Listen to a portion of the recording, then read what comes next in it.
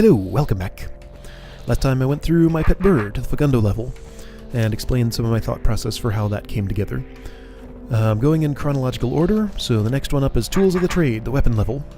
So, I had decided fairly early on, just a note about the overall structure of this hold. I knew I wanted to have several strongly themed levels that could be played in whatever order.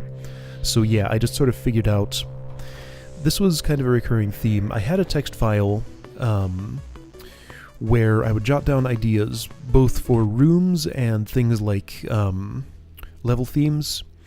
Just sort of let ideas come to me organically and collect them in a big text file. Then when I sat down with the editor, I would pick from those ideas and try to figure out which ones would work best.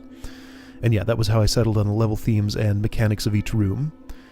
Smite Master, necessary implements, yep. Level text's a little weird to write. I wrote these in kind of a different tone. It's much more conversational than you'd usually see in level intro texts. I guess it works. I don't know. Creative writing is weird. It's not something I do a whole lot. Huh. This checkpoint is right next to stairs. I thought I tried to avoid that. Okay, well. Anyway. So, weapon level. This first room here is kind of a mini puzzle where each of the 5 weapons, and then disarmed, goes to a different exit. So some of them are very simple and straightforward. Like you can see that the caber is the only way you're going to get in here because you have to blow up a bomb. I mean, sure, you can go back and pick up another weapon, but that's not really the point. Point is just to look at, say, one of these and say, which weapon do I need here? Dagger? Okay. Pick the appropriate weapon, then you can get out of the room. Or, pick a weapon, say, okay, I want to work with a pickaxe. Which one of these can a pickaxe get through? Not this one, because that blows stuff up. You know. Really? Right, because I'd have to swing around... Yeah, okay. I did test these thoroughly and made sure only the matching weapon could get through each one. Anyway. Let's do a simple one, go on the pickaxe path. Ornamental room here. This came in fairly late. I just wanted some stuff going on at the edges of the rooms before this was just solid wall and it didn't look too great. So just little hut here, pool of water, just basic trappings. Looks like a place somebody might live.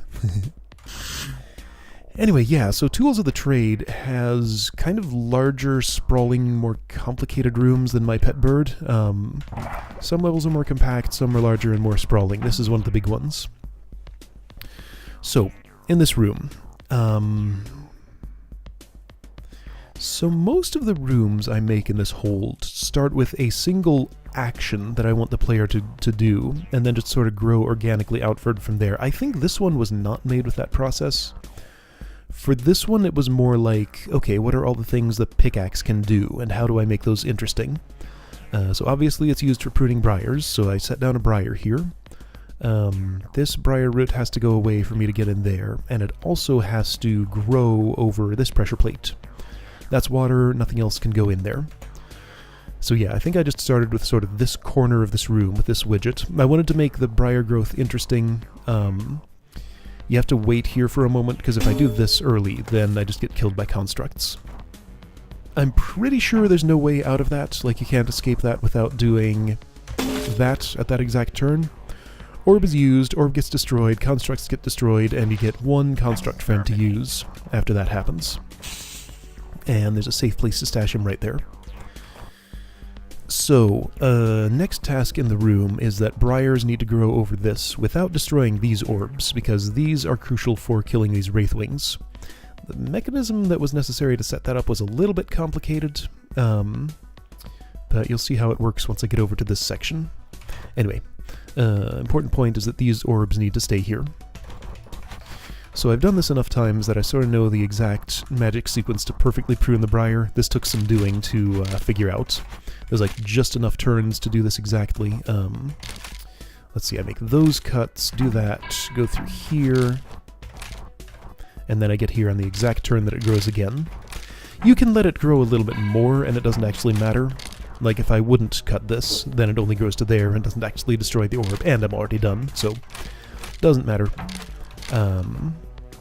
then this is just a matter of getting in here without dying.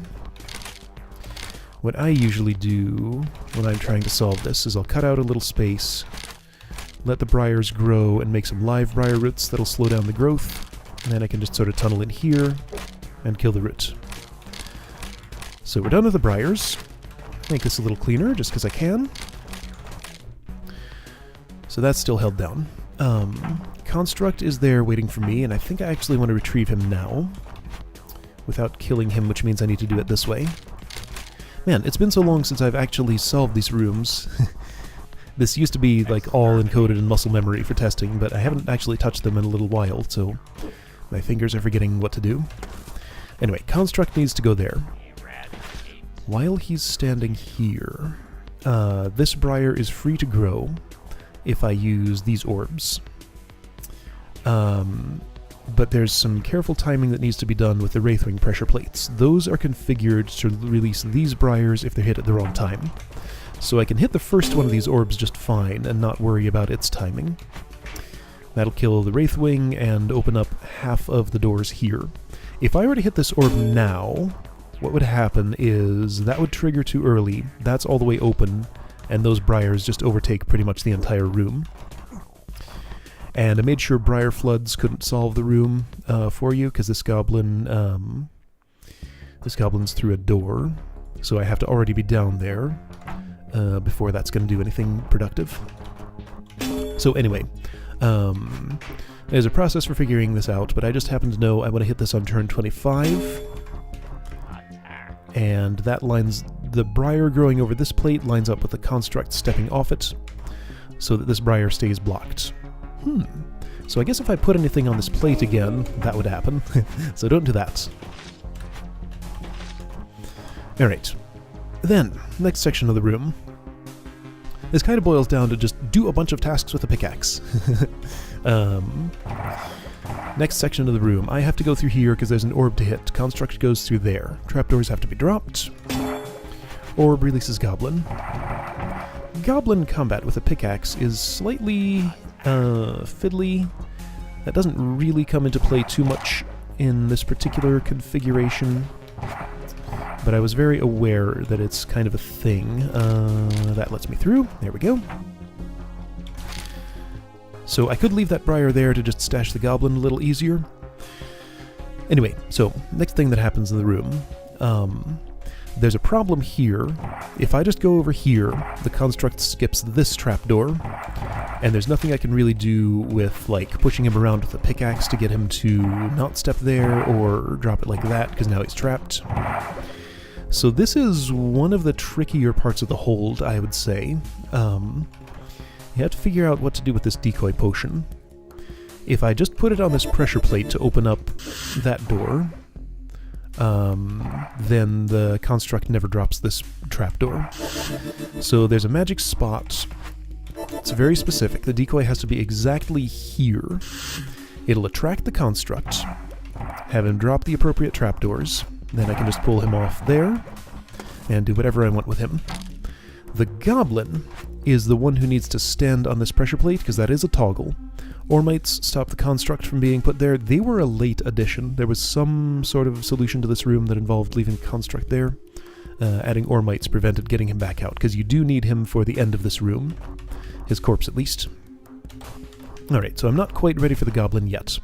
If I try to just bring the goblin up here and scrape him off on the decoy, here's what happens. Just ignore the construct for a moment. So hey goblin, I want you over here. He's going to step there and slide horizontally because he's a goblin, and not actually get into the decoy's range. So what you have to do to solve that problem is use the construct buddy to create a barrier here. I think there's a few different ways to make this move sequence work. I think maybe you can put the construct here-ish, and that works. I like to put it there because Goblin comes through, is forced to move north, so he's one tile farther west. And if I stand here, he steps right into the decoy's range and looks at that instead of me. And it stands there. So then I can do that and kill him, bring the construct over and kill him. and then use his body to help me drop the trapdoors here, because the fire trap means Bithro can't drop those southern ones by himself. Kill him to get the last trapdoor, and room is done. So yeah, kind of a complicated little room, but I like the way that one turned out.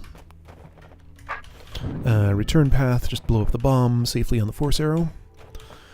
Alright, guess I'm going clockwise. Next one of these, stick.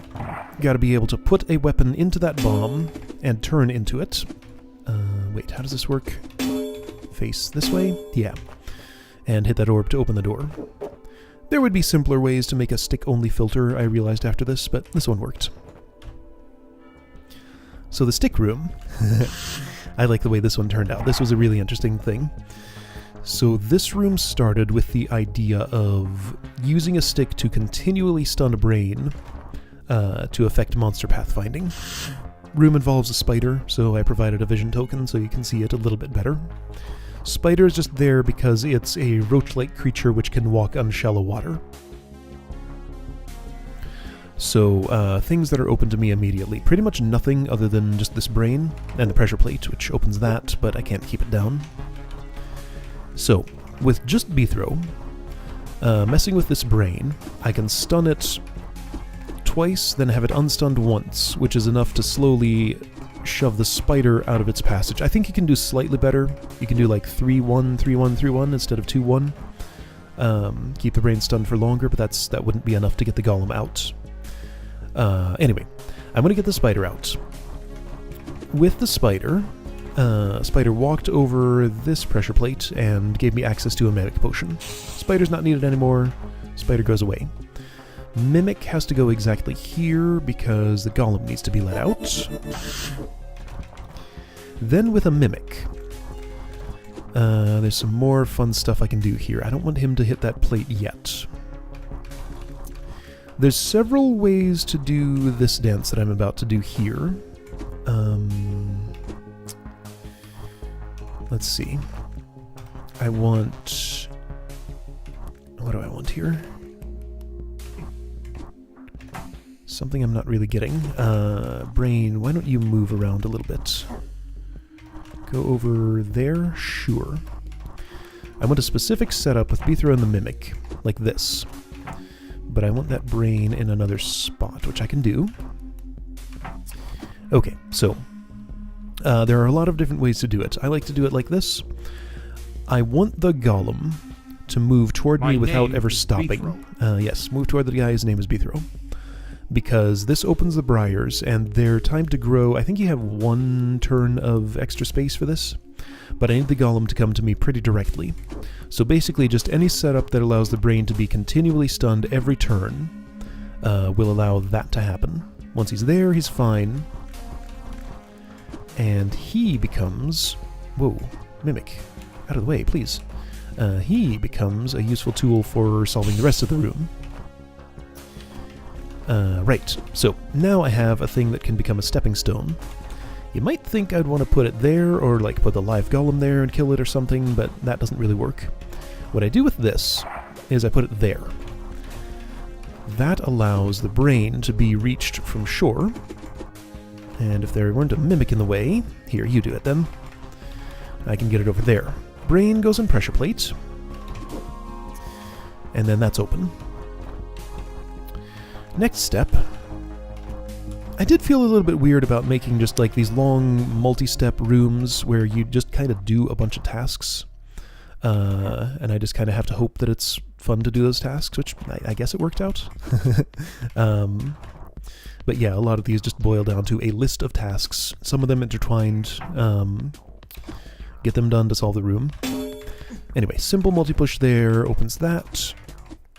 Mimic is going to be ditched there. Construct comes with me.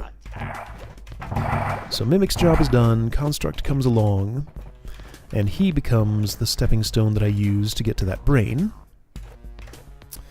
Somehow, eventually. Come on, man, just cooperate. Why am I having so much trouble with this? Oops. Oh hey, you're still alive. I'm feeling all clumsy for some reason about all this. I don't know what's going on with me today. Anyway, that's room done. So, sure, I'll come back to that later. There is something more to that room. You'll see that eventually. To get back, stand on a door, blow up a bomb. Next up, dagger room. Gotta step across those to hit the orb, only dagger can do that. So when I was designing the dagger room here, this one's actually a little bit smaller and simpler than some of the others. When I was designing this, I tried a whole bunch of things to do with the dagger that would make it interesting to use. What I found largely was that the dagger was mostly just an annoyance. It kind of got in the way. It didn't seem like the best tool for almost anything. You can kill 2 things in 1 turn with it, but it's a little hard to set up situations where that's necessary. At least I found it hard. So this room is actually about all the annoyances of having a dagger and how another weapon would be so much better about everything. I thought about having a secret room where you would go through the same thing here with a sword instead, and have Bithro make some kind of comment about, wow, I guess the dagger wasn't the right tool for that job after all. But yeah, so just simple stuff like pushing a mirror. You can't do that with a dagger. You gotta get assistance from a guard, and it's kind of weird and awkward to do. Right, this magic sequence, if I step here, I'm safe because he can't step into the mirror. So he turns a sword. I'm trying to move this mirror to a spot that intersects the Omtlik beams right here. Chaco, in his LP of this hold, showed me a much better way to push the mirror with the guard than I knew about. The way I would do this room was the slow way, like this. Just go around in a circle until he had pushed it enough times. So there's a move sequence that can do slightly better than that. Let's see if I can set it up here. Yeah, here we go. So guard's facing this way with his sword, and I can just move him directly south. Oh,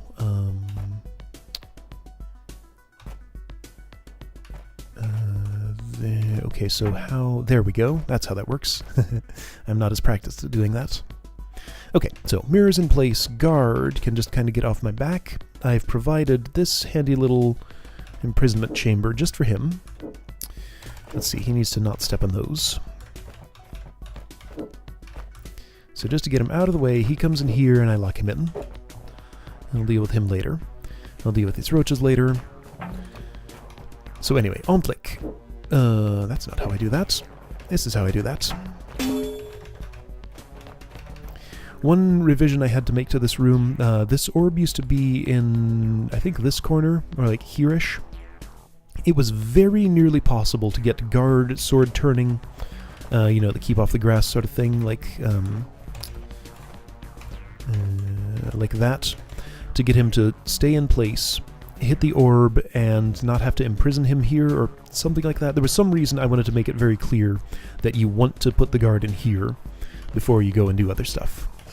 Anyway, so dagger can block Omtlik beams from the front. It can't reflect them, but just use that property to get them in place, and use this orb.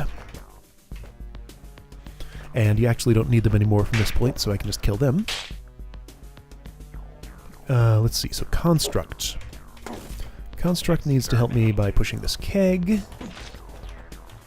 into where it needs to go. I really just need, let's see, 2 more over this way. Something like that. And also has to assist me with dropping trapdoors, since I can't do that with a dagger. Whoa. That was fine. Oh. Actually, that's fine if he's right up on me, because I actually want to kill him here. There's one tricky trapdoor. You can't drop that without doing it this way.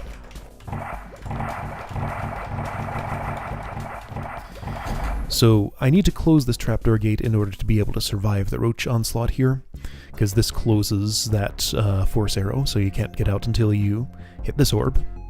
Anyway, we're done with the construct. I can just blow him up.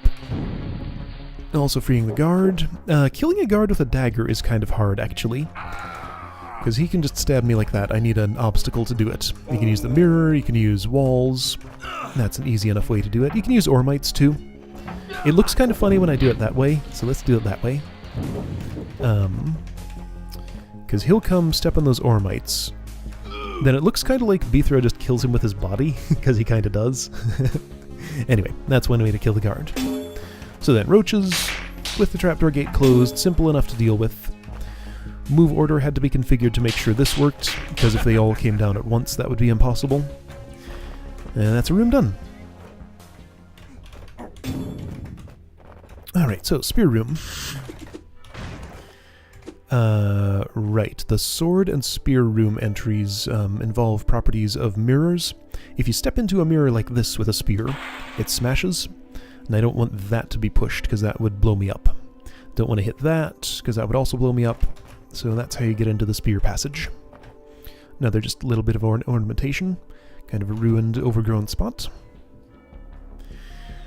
So this room, I was really happy with the way this turned out. It started from just kind of doodling around in the editor with some stuff. I tried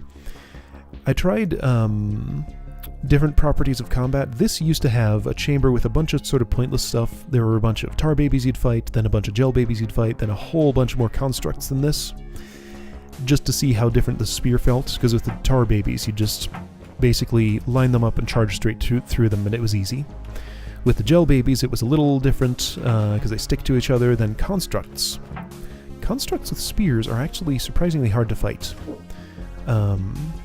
So yeah, I changed it to this because the extra combat was just pointless and didn't add anything to the room. The rest of it from this point is just kind of resource management. But first I need to figure out how to kill a construct with a spear, which is tricky. I can't actually do it very consistently, because yeah, spear is not a good tool for dealing with these. Here we go. I think I can get a killing blow like this. Not quite. Yeah, so I don't have the move sequence for this memorized, and like, I end up running out of space at the end there. If I do that, and then maybe this. No, that puts me in the situation I was in before. Yep, so, hard to kill constructs with a spear, and that's what the first bit of this room is about. Man, and I am doing a terrible job of it. How do I do this? My own hold is beating me.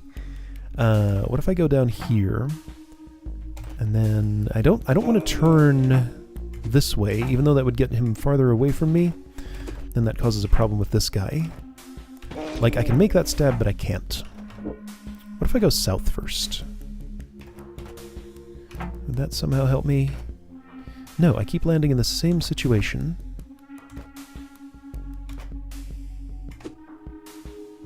Wow.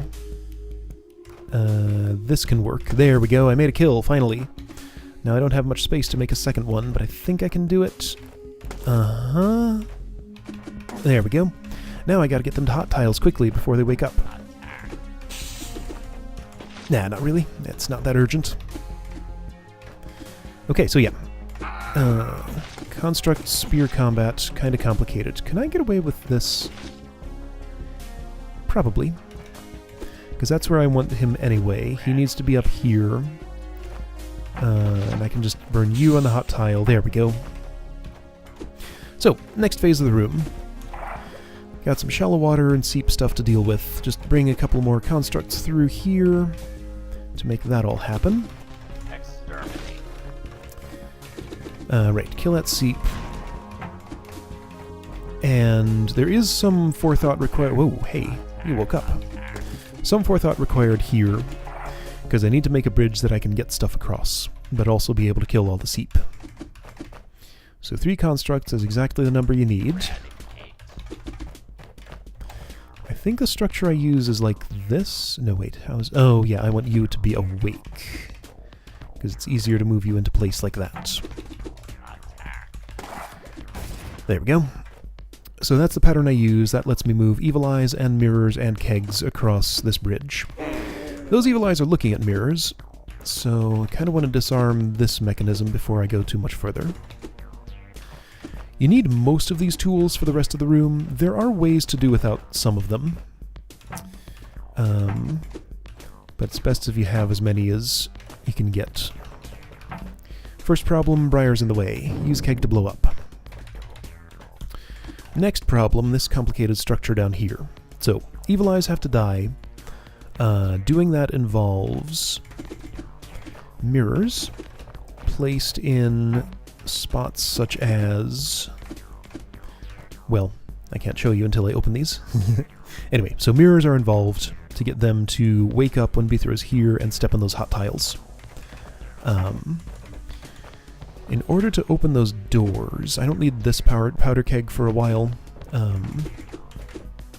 There are a few different ways to do this. I'll do it the standard way that I normally would do it. So these hot tiles here are in place to try to prevent bringing an awake evil eye through here. I don't think I've actually fully prevented that. There is some way to make that happen. How did I do it? Like, yeah, getting one to step on this plate is kind of hard, and it's supposed to be. But, like, if I were to, say, put this keg in this hallway, I could stall him on it, or stuff like that. Anyway, I'm not going to do that solution. That's not the way I meant for the room to work. So sure, just get the mirrors here to get them out of the way, kinda. And I need some sleeping evil eyes. Sure. A little weird to move evil eyes across this structure, but it's totally doable. Let's see, I need to push you like this. Okay, so that guy is primed to look at me and step on that. And then if I put a mirror here, I can do the same thing in the opposite direction. So that's what that spot's for. So you look at that mirror, look at me, and step on that. Cool. Then the final evil eye will be needed in a moment. I might as well bring it now, even though technically I don't need it yet. Same for this powder keg. Alright, so final sleeping evil eye.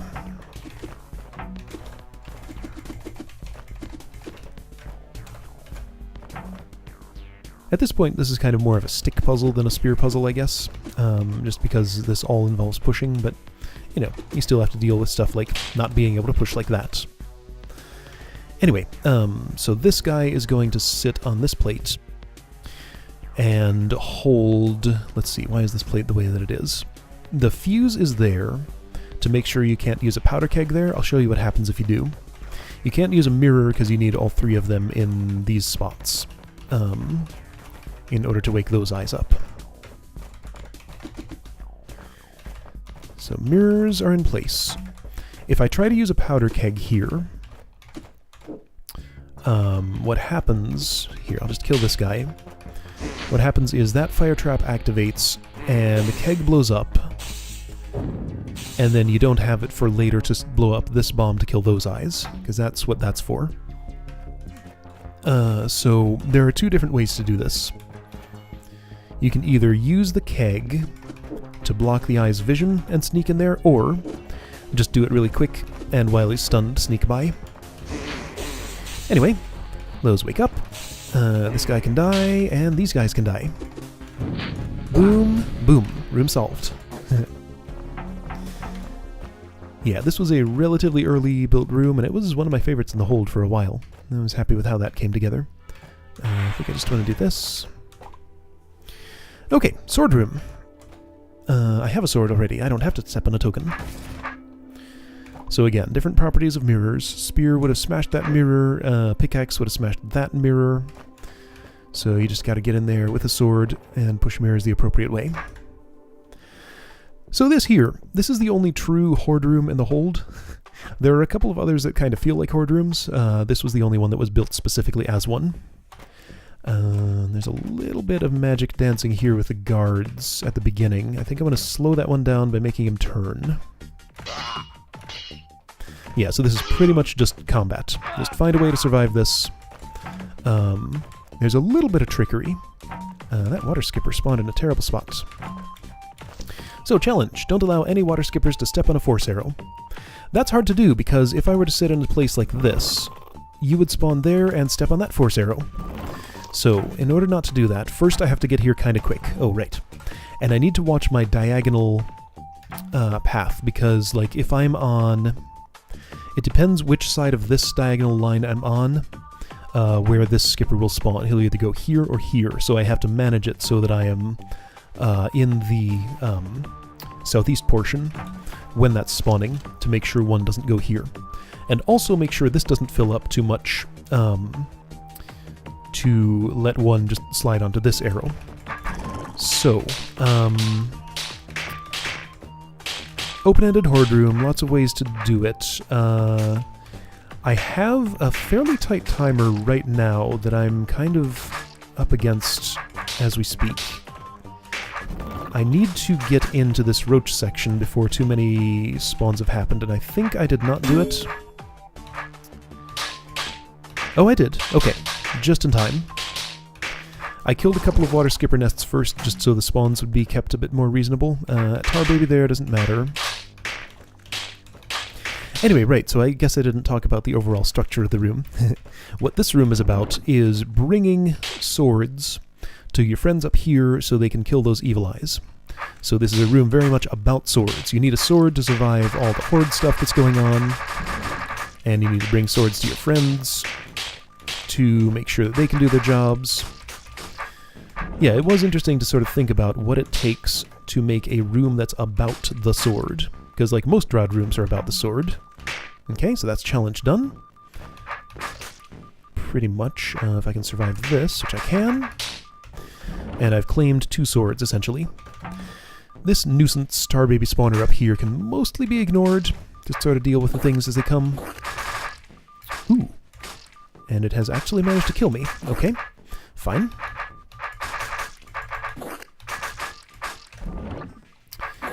This should be okay. Oh, no, it's not. Okay, so problems. I don't think I can stab that just yet. Let's just wait.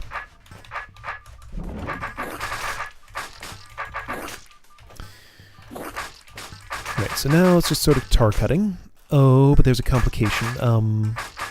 I need to make sure no tar grows in here because that becomes an uncuttable region. So I think I'm best off just waiting here. Maybe in this spot so that I can stab that. And I gotta be kind of quick here because I need to be standing in here before the next cycle. Wow, that was close. Alright, so I prevented that from becoming uncuttable. Then this happens. So this was a very... Making this horde room was a very organic process. I just kind of laid down some shapes with this tar. The interlocking mechanism between the water skippers and the roaches over here, where you need to make sure not to let either one of them overflow. Because in addition to the challenge, if there's a water skipper on this arrow and on this arrow, it's actually impossible to get in here because you can't step into this spot at all. Or get them out. So yeah, right, so then I just sort of laid down some tar shapes. Oh man, I'm gonna have to wait again. And kind of tweak them a little bit until they sort of work the way that I wanted. Let me just have these guys stop that from growing. That's what I need to do. Since this is the horde room, the difficulty is largely not designed by me in a sense, so like this is actually kind of hard to execute. What did I screw up? I did something wrong here. I think I just wasn't efficient enough about this. Yeah, if I get in here a lot quicker, ignore those. I can just stab this and be done with this blob, kind of. Well, I'll be done with it like this. Kind of. Okay, then I just have to stab that somehow, and everything will be okay. Problem is there's too many tar babies there for that. So drain those out. Ooh. Without dying, ideally. Oh, did I leave this? Yeah, okay. I did something silly with this tar mother. If you look closely, I had almost forgotten this. If you look closely, this is actually a reverse tar mother. Looks worried when I'm not close to it, looks normal when I'm close to it. Because those eyes just flip horizontally for the worried tar mother expression. So for some reason I decided to place them in the other order. Don't know why I did it, it just felt like a thing that I wanted to do. So that's a slightly wonky tar mother. Okay, so this is not going too well. I I just have too many babies in that area. If I just stay... well, I don't want to stay here.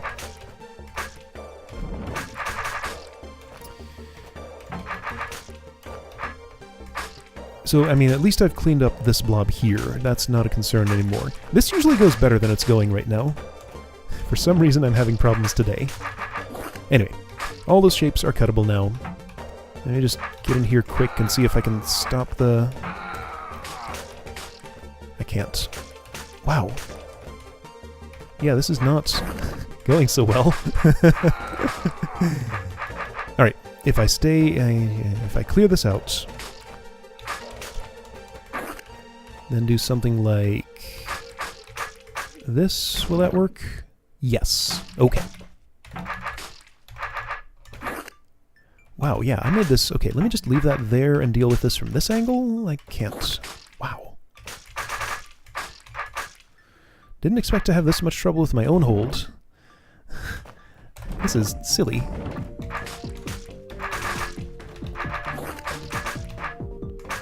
Okay, you go away. You go away, you go away. There we go, that sword is mine. This is going to be kind of long. Oh well. So, it used to be that I actually had one more section in here. I had a Roach Queen section, Water Skipper section, Tar Baby section, well, Tar Stuff section, and a Goblin section here. That Goblin section was not very well put together. It added absolutely nothing to the room. It didn't interlock with any of the others, so I just took it out.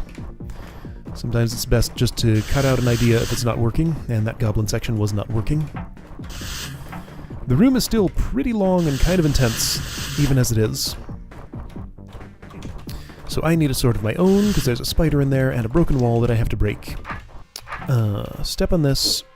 All the mimics get swords, stab the eyes, and room's done. Got the challenge. Seeding beacon here in case you want to redo it with the challenge if you didn't get it the first time.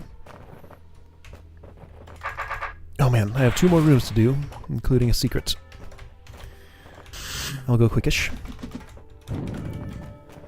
So, caber room.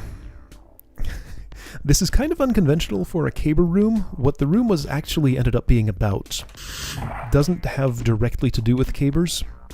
This is a room about moving things through ortho squares. So all 4 of these corners, all 4 of these pressure plates need to be toggled so that the evil eyes can see Beethro and die on the hot tiles. Since they're surrounded by hot tiles, briars on their own cannot just kill them. So you have to deal with all the stuff that's going on in this room. So there's a guard hassling me. I did something inefficiently here. Usually I can get ahead of that, but that's fine. I need all of these elements, of course. That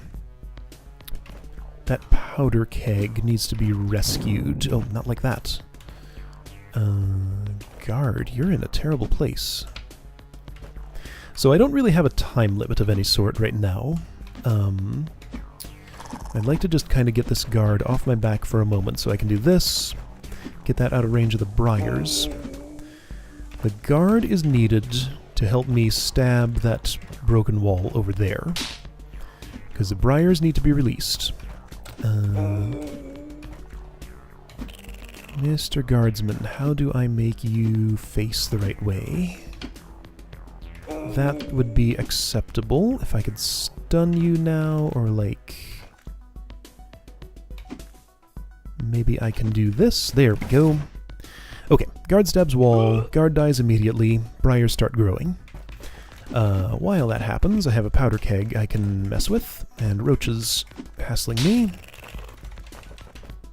So briars can grow through ortho squares. That's thing number 1 that has moved through those. The reason I haven't moved this water skipper nest yet is because it kills the briar root, so you want to wait until now to do it. You want just enough briars to hit that, but not so many that it floods the room and makes it impossible to step in this section, because then you couldn't wake up this eye. Anyway, so water skipper nest is moved. The water skipper nest is a useful element for dealing with this quadrant of the room. A water skipper can spawn from a nest on the other side of an ortho square. Kind of a weird tunnel push there, but it just works pretty much. Explosions go through ortho squares, so that's how you light that fuse. Caber combat is a little annoying, especially with roaches and water skippers here. There we go. If I can pack those like that, that's fine. I don't have to deal with these water skippers yet. And now here's my favorite part of the room. So, this last little bit, a roach queen can lay a roach egg through an ortho square. And if I just let her do that, I want to move a roach from here to here. This turns on that force arrow. So if there's a roach there, roach queen dies immediately as soon as that egg is laid. This mechanism turns off the fire trap right away. So there's a roach in there, and he needs to step on that plate. However, with this force arrow, you can't actually do that. You can try stunning him, but you can't get around that quickly. So this is where a lot of people get stuck for a while. But I think it's a pretty cool trick. You can stun a roach egg and push it around. Well, stunning the roach egg actually has no effect, but if I stand right here, this fire trap comes on, it turns off in the next turn so I can step here safely. I pushed a roach egg. It's still an egg, so it cannot follow me onto this arrow when I step here. But if I step down here, I can move it into the bottom portion of that. And that's how you get a roach down there. So I thought that was super cool, and players seem to like it too. Alright, so Evil Eyes can be awoken. Water skippers are going to have to be dealt with. I usually do that earlier. I don't know why I didn't this time. Eyes die. Skippers, yeah, they're kind of a pain to kill, especially with a caber. If I just kind of spool you up like that, I can do something like this. There we go. And then this roach dies by the orb. Right, water skipper's still alive. I always forget you. Okay. That's all the required rooms here. But I do have a secret to do yet. So the secret is in the stick passage. Since you can't break broken walls with the stick, you have to clear and re-enter this room and not pick up the stick from the token. There's a secret wall right here. I wish I had put in some sort of cue that this is here, rather than having to just look for the super hidden secret wall there. I could have just made it a broken wall. I could have put like some hint that you can go through here, maybe. I meant to do that, I guess I just never got around to it. Anyway, the one secret room on this level. So those others focused on a single weapon. This is an all weapons room. So I'll just do this the quick way here. The action you want to take in this room, what the whole room is built around, is sorting weapon tokens into a particular order. So I disarm here to hit this pressure plate. I have to be disarmed for this, just so I don't drop trapdoors and stuff. So I have access to all these weapon tokens. I'll just go ahead and put them in the right order, since I'm already this is running kind of long, if I can remember the order. I get a sword as I go in, so you kind of get two swords here. That's a thing you would discover if you sort these and go in. You'd notice you have two swords. Wow, I'm kind of blanking on the order. I think I need first sword, stick, pickaxe, dagger. There's a hint for the dagger. This one is not a trapdoor. You have to drop all the trapdoors to get out. There are ways to kind of get around that, but not really. But anyway, the dagger position's kind of given away. Caber's the last one I know. In between, I think sword is the second last. That looks right. Oh, right, this room has a break in it too. I remembered. I'll talk about that when I get to it. This order looks right to me. To deduce this order, you'd go through take a guess at it, or just take the initial configuration. Go through the room like this. That structure is a sword filter. You have to have a sword to get through there. Step on that, and your fate is sealed. You can't go back and change the order of this or anything. So, I start with a sword. Kind of the main thing to kill here is the serpent. So you gotta light this fuse to kill the serpent. Only thing that can do that is Ontlik. Ontlik's gotta be let out by that pressure plate. That pressure plate is accessed with this being held down.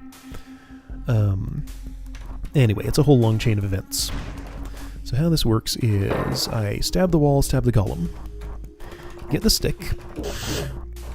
Golem corpse has to go past this fire trap, because it's the only thing that can, and onto that pressure plate. Now this pressure plate toggles this door and opens this one, so this actually has to be pressed and then unpressed. It also closes off the fire trap.